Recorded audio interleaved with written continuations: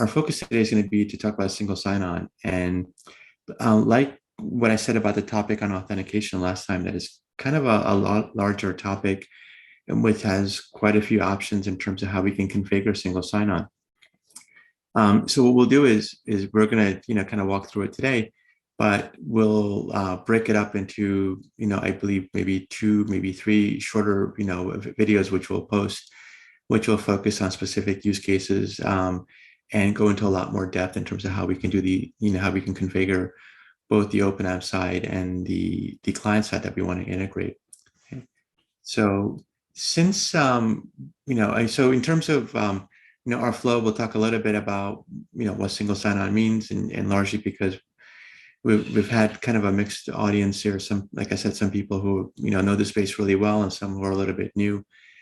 And then we'll talk a little bit about OpenIAM's capabilities in this area, and then we'll take a look at how we can configure, how we can configure SSO.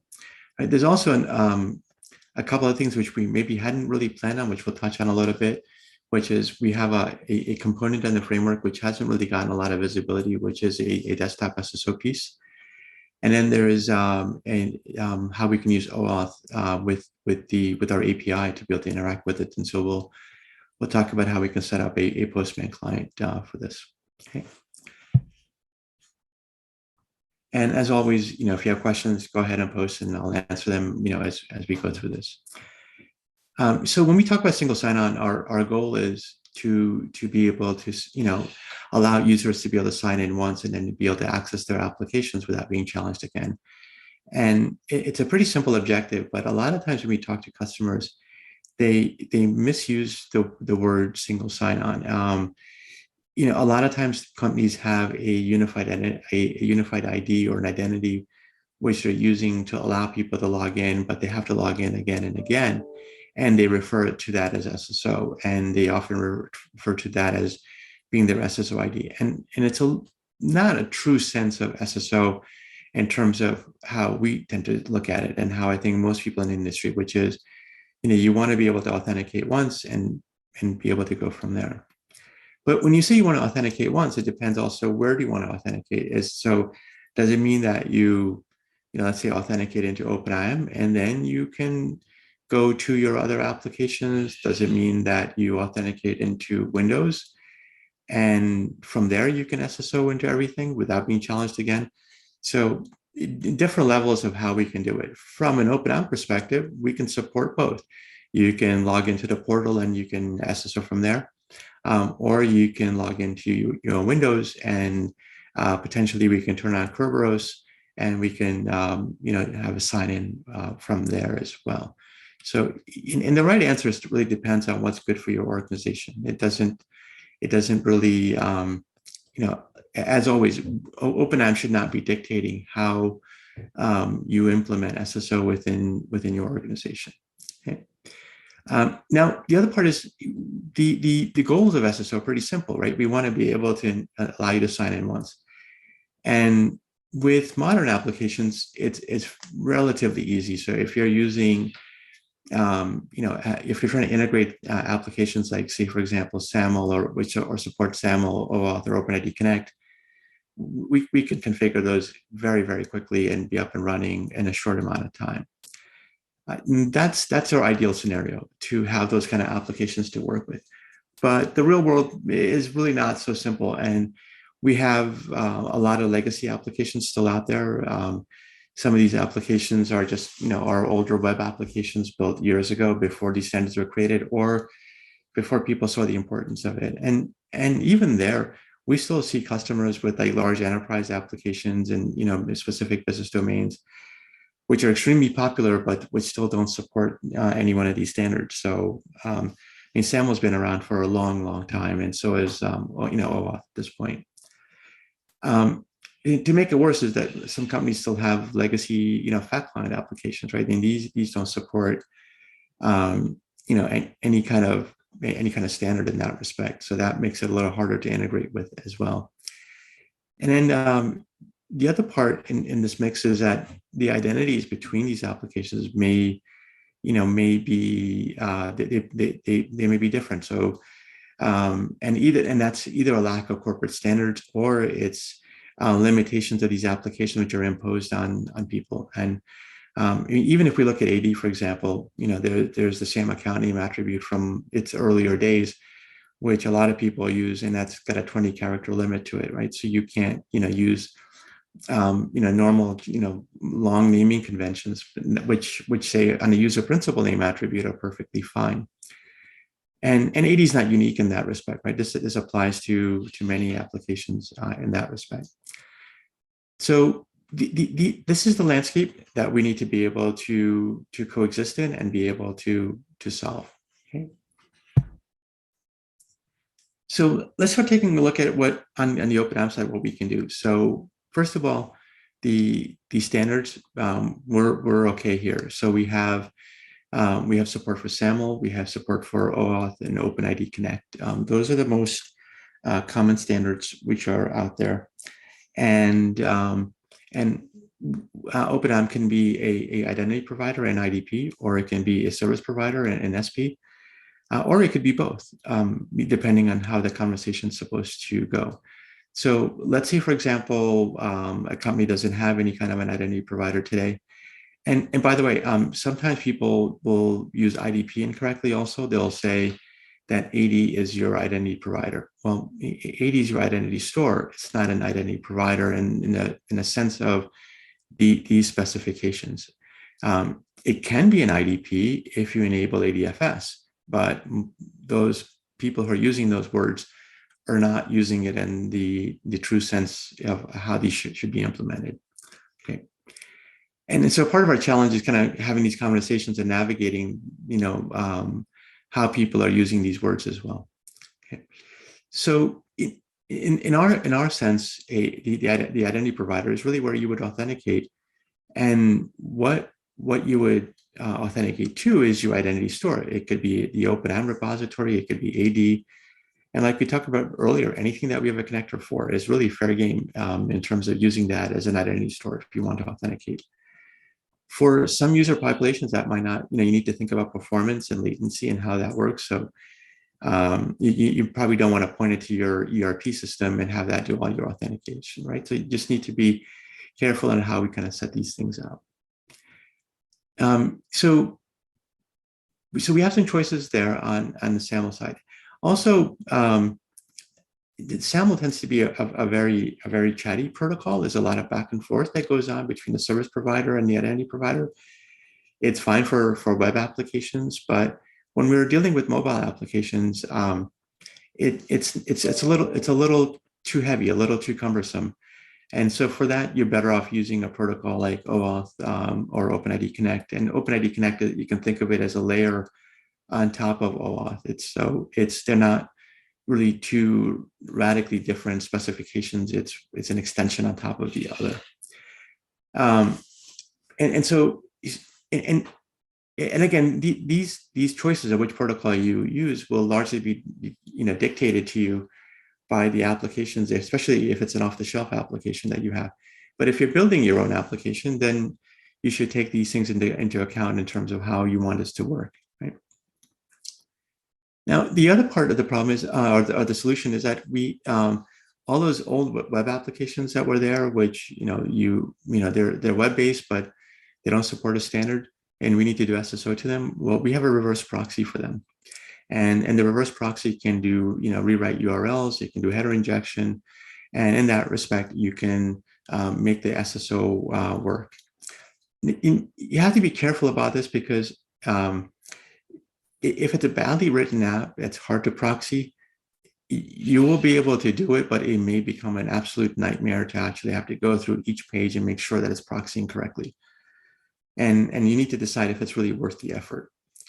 So that's something to kind of, and there are two approaches that companies take here. You can have a proxy-based approach or a plugin-based approach. And we toyed around with this, quite a bit in the earlier days when we were deciding which path we wanted to take. And we went down the path of using a proxy, which was, perhaps a little bit limited in terms of the kind of integration options you had, but it was much easier to maintain. So it's easier to deploy one or two instances of the proxy and maintain them, versus potentially having hundreds of plugins which are deployed and then having to maintain them. So every time there's an update, you're going to have to potentially roll out a new plugin across all of these applications. So we opted to go with the ease of maintenance and a lower cost of ownership, and in deciding which direction to go with. And then the last part of this is there's a desktop agent, which we may look at if it's been set up already. And what this allows you to do is that when you log into Windows or your Mac desktop, it will always be running, and you can always see a list of applications, and you can access them from there. Right? So that's those are the options on the OpenIAM side. One of the things worth noting is that the SSO capability is part of the overall stack. There's nothing more that you need to deploy. It's just a configuration exercise. So the fact that you can log in to OpenIAM means that the IDP itself is already there, because you can't get into the OpenIAM interface without going to that IDP. It's being used by OpenIAM itself to be able to do this work. Okay. So let's talk a little bit about SAML. I think some of this we kind of talked about a little bit.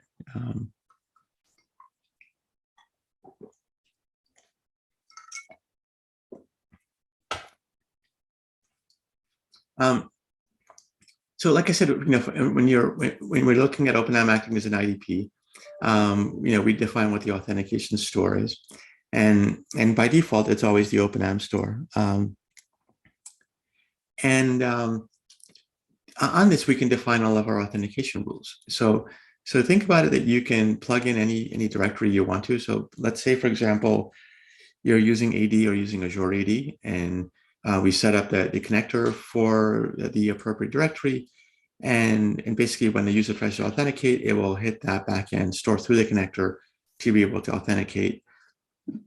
And you can add your MFA policies and do all the things you want to do. And so that's perfectly fine.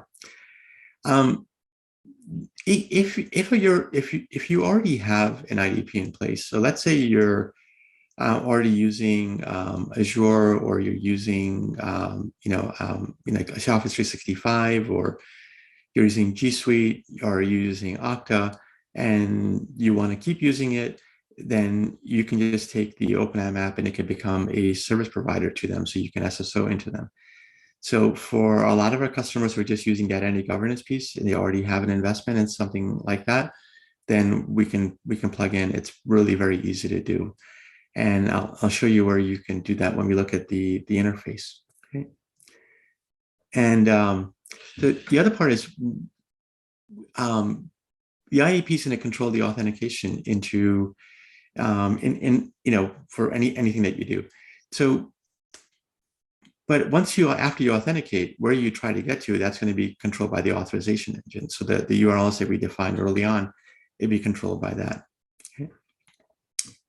So these are pretty common use cases that we just talked about. There's a more interesting use case which we ran into a few months ago with one of our clients, and it went something like this. They had two different regions, one in the US, another one in Asia Pacific. Each location had their own user community, and each one had their own IDP. They were completely isolated from each other. There were security policies, which were dictating why. So there was no central place. But there's a need for people and some users in the US to be able to access some of the applications or services which were there in the APAC region. So the question became, how do we give those people access to those applications? So there are a couple of different ways that we can do it. So one is we can use the user lifecycle management capabilities, and we could create accounts for people in the OpenIAM instances in APAC if we want to. So that was one possibility.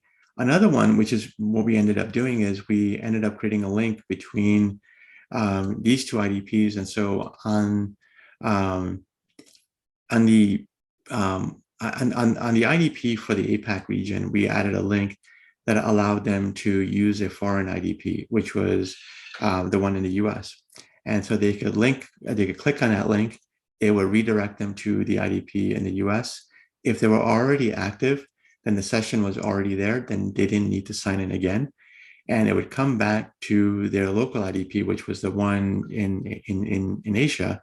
And we would use the just-in-time provisioning capability combined with the business rules to automatically provision them on the fly and give them the right level of access, right? So this was being able to provision, using SAML. So in this case, we're able to comply with the local regulations, so just using the minimal number of attributes and kind of go from there. Okay. So there's a question that says, I need your help to install OpenIAM as an IDP on premise in Montreal as a local IDP. Is that possible?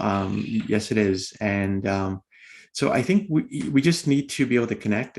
If you can just drop us a note. Actually, you know what? I have your email address from earlier. I'll reach out to you and we'll schedule some time and figure out what you need to do, and we'll help you set it up.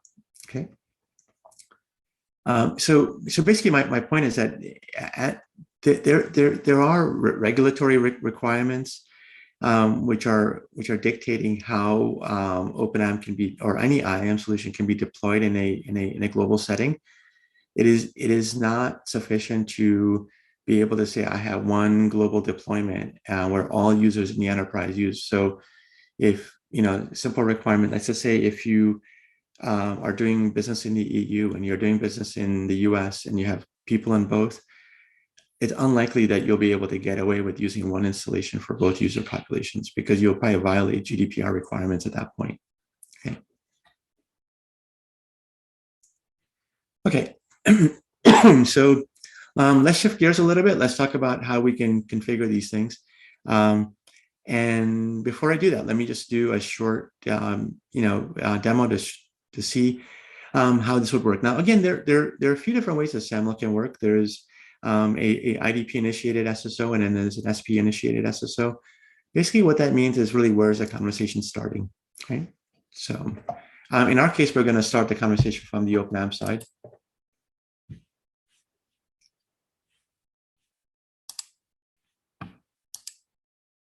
So let's log out first, and we're going to go into the self-service portal.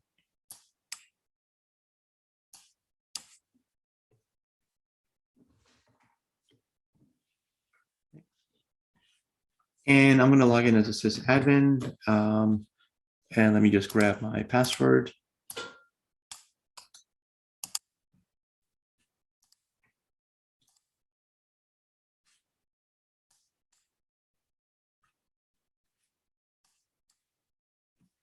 So when you log into OpenIAM in the self-service portal, up top in the header over here, you will see this little waffle icon. And in that, when you click on it, you'll see all the applications that you can SSO to. And so if I wanted to, so in this case, go to my AWS admin console, I can just click on that and it will open up my SSO to AWS. Okay. And that means that our SAML is working. I could see who I'm logged in as over here, right? So pretty easy to use. Some customers, so this is by the default, like the landing page that you see in the self-service portal. Some people who, some of our customers want the first page to log into to be where people can SSO to, so kind of give them, so you can replace this whole page with this page here, the My Applications page, as your launchpad. So when you log in, this can become your landing page. So if this is what you need, perfectly okay. Not, it's a configuration option. And you can do it, you can just configure it that way, right? So it depends. Again, it's what's going to be more, like if users are going to be doing SSO most of the time, then this makes more sense. If they're going to be doing like IGA type stuff, then having our default landing page makes more sense. Okay. So we saw that SSO works. Now, a couple of things that had to happen for this. One, we had to set up the SAML configuration on both sides. Two, we needed to have an identity in both sides. So let's say the sysadmin account, if it doesn't exist in AWS, it doesn't matter if I really configure SSO or not. It won't let me in. I mean, there's no there's no matching identity over there. So you must have an identity in both sides for this to work. And the second part is the authorization rules in the OpenIAM side must be in place. So for it to show up here, you must be entitled to it. Okay. So let's go take a look at a couple of items here, and let's see how we set these things up. And again, we'll go through this in a lot more detail in the videos that we post, breaking this down.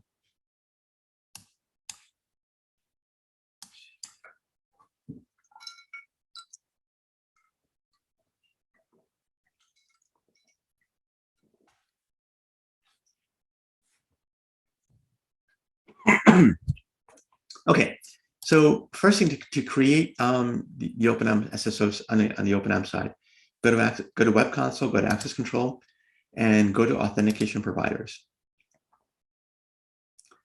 And then from here, you'll want to go to Create New Provider. And here you pick the type of provider, and just go past this, and you'll see that down below there are two options here. There's add service to OpenIAM IDP, which this means if you want to add an application to OpenIAM and add OpenIAM as a service provider to your IDP. So this is the case where you already have a IDP such as Azure or Okta or something else already there, and you want to integrate to it. Okay. So in this case, let's say we want to say add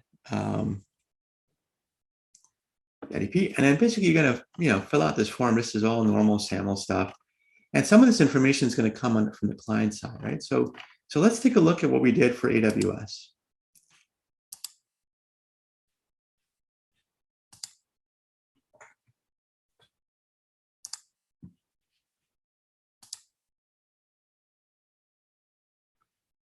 Okay, so we have our assertion URL, our consumer URL. So this is coming from AWS. The issuer, these details, right? Really, it's pretty straightforward in terms of how we want to do it. Now, also the SAML metadata, we can view that here as well. So there's some tools in here to help you, be able to look at this. Okay.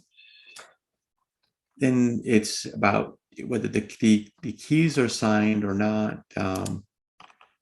And so the configuration that we have here needs to match up with what we're defining on the application side, right? So we see this configuration here. So now if we were to hop over to AWS,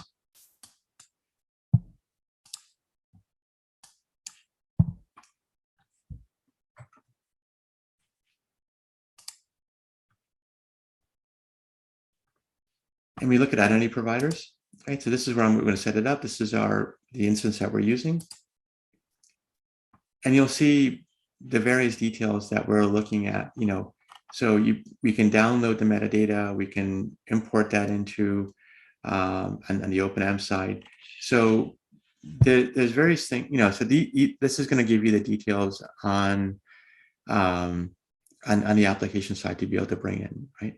And so once we have this, then we have our link between the two sides in place. If we don't do the two sides and they don't match, or there's a mismatch, even if there's a mismatch, like in the encryption signatures or the formats that we're using, the conversation just will not work. Okay. So once we do that, the next thing is that the user must be able to be entitled to this, right? So for that, we can go to our role.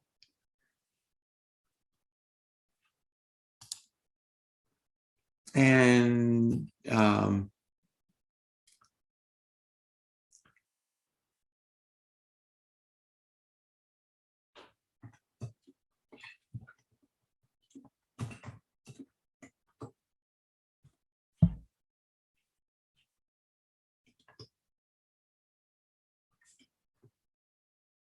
let's do this. I'm going to find a user that has this role, and then we'll look it up.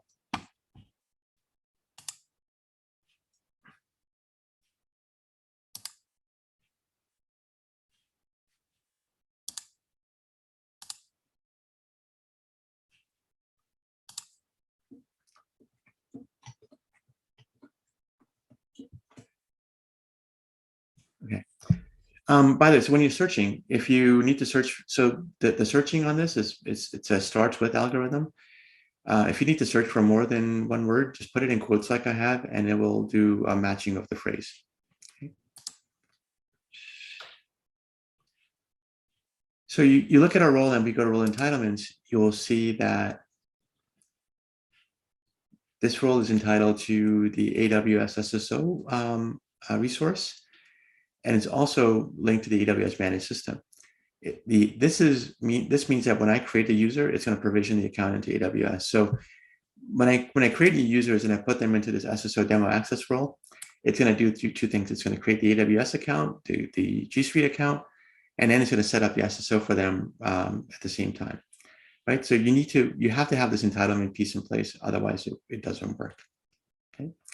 So, and that's really all there is to it. Again, like I said, I'll break this out in more detail so that we can go through each one of the steps, what's required in the SAML screens, and how we can set them up. Okay. I want to take a look at one thing. Just want to see if it's ready for us to try out.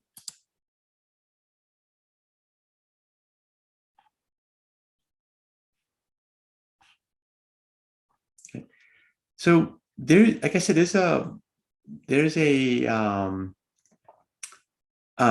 desktop application, and I installed this earlier, and it's sitting up here in my Mac system tray. It would be the same thing on in terms of Windows as well. So if I log in, and normally I just have to do this once, and this will get turned back on if I log in into my desktop again. Right? So let's see if this has been set up. I think earlier it was missing the OAuth client on the OpenIAM side.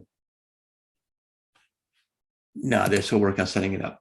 Okay, the idea here is that this guy, when it's running, it will have all this. It's the same list of applications that we see here. You'll see them running all the time on your Windows system tray, and you'll be able to access it without ever getting into OpenIAM. And right now, this version it will work with any application that we can access through the browser interface. So this is all of your web applications that you can SSO to. A few months ago, we started to integrate with UiPath, for the connector side. So in using that, we could use a RPA-based approach, to a robotic process automation-based approach, to be able to integrate with legacy applications where we couldn't build any kind of a connector.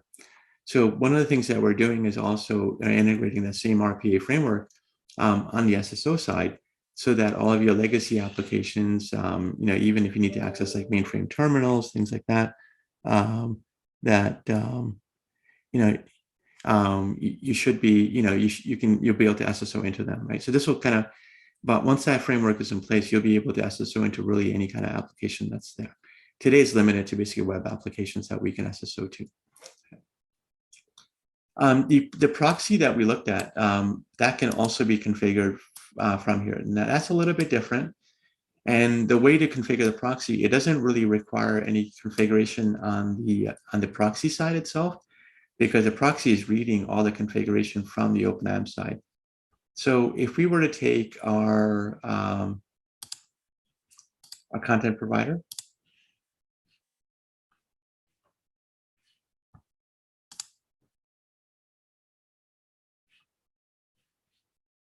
and you'll see down below that there's a bunch of URL patterns. So what you can do is you can add a URL pattern for your application by saying add, say create, and you can add a new pattern to it. And as we go through the pattern, what you'll see down below is you have these XSS rules, your HTML substitution strings. All of these are going to help you rewrite URLs and do form injection to be able to simulate the SSO into that. Again, we'll describe this in a lot more detail because it will make more sense when there's an actual application that we're trying to integrate with. And, it'll take a little bit more time than we have today. Okay. So since we have both of those things in place, let's shift gears now to the API-based integration. Okay. So what we did was first, to access the API, we created an OAuth client. So let's go to access control and we go to authentication providers. And we created a client called Postman over here, right? And again, the way to do that is create a new, you would just create a new provider. And you would just say OAuth client. And even if you're doing OpenID Connect, you would say OAuth client because it's kind of based on the same spec. So we're using both the same interface for both of these. Okay. So let's just go back. I'm going to go back and pull up the Postman client that I created.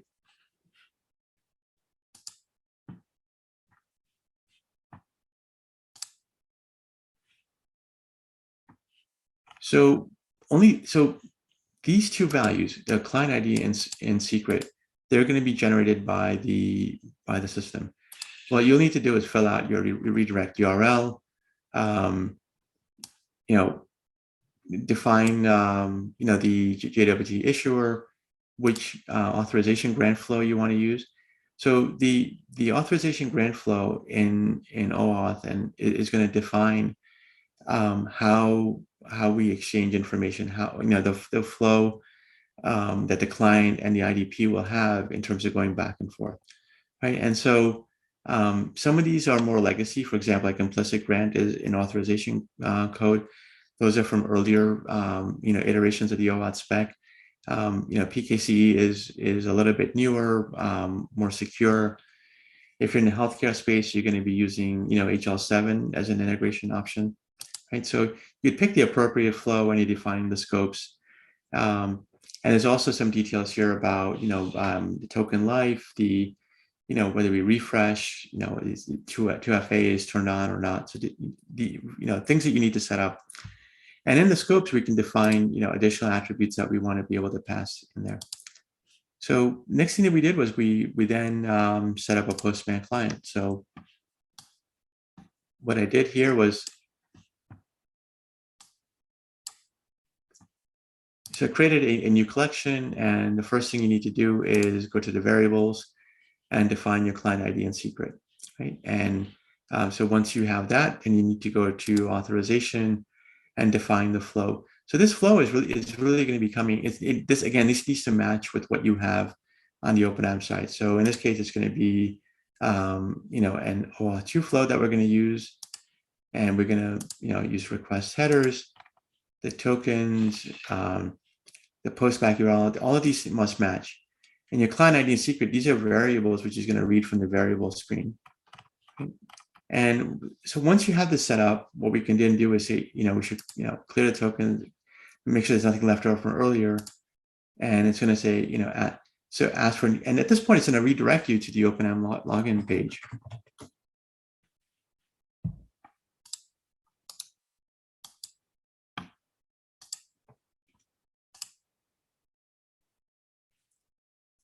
Okay, so this is done. I'm going to use this token. I need to save this. And then now I'm ready to call an API. So let's say I want to use my user search operation. So this is again, you're going to have to define these in your Postman client. And this is a good step to go through before, let's say if you're going to be making any API calls, test it in Postman. It's easy just to make sure you get confirmation you're calling it the right way. And so we go to the body and then we see our request. And we're going to define what we are going to do. So in this case, we're looking for everybody using a certain role.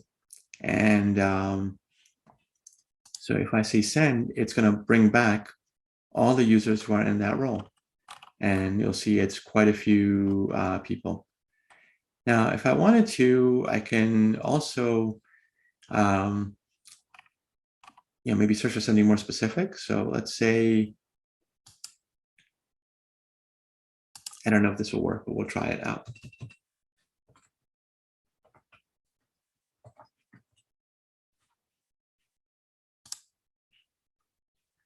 Yeah. So in this case, now I'm only bringing back one single user, which was a sysadmin. So these are your search parameters, right? And so this is, again, it's going against the OpenIAM API. And you can, use this with any other API that's there. And so everything in OpenIAM is basically mapped as a REST API anyway. So you can kind of integrate from there. And that's really pretty much it for our session today. If there are any questions, I'm happy to take them.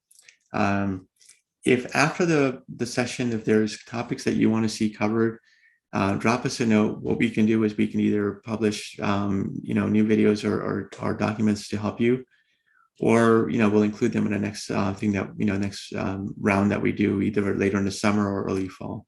Okay. And again, thanks everybody for, for your time and, joining these over the last, couple of months.